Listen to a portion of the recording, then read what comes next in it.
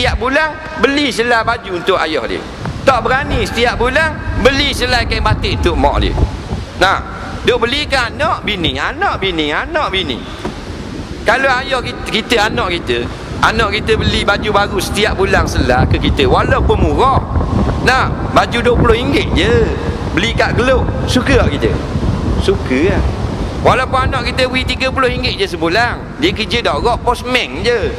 Nah, baru ni cuti 3 hari kekeh di anjing. Nah, tapi RM30 beri kita setiap bulan, kita rasa besar hati tak? Ha tu lah. Jadi banyak sangat cara nak berbakti anak soleh. Di antaranya ni kita nak sebut orang ramai anak orang Melayu lupa. Bila dah berjawatan, tak ada bagian untuk anak, ibu dan bapa dia. Tak ada. Tak mampulah nak beli start 30 ya. Pasal minggu ada baju, pasal malam nak orang dia jual, beli ke ayah selai setiap bulan. Bukan mahal sangat.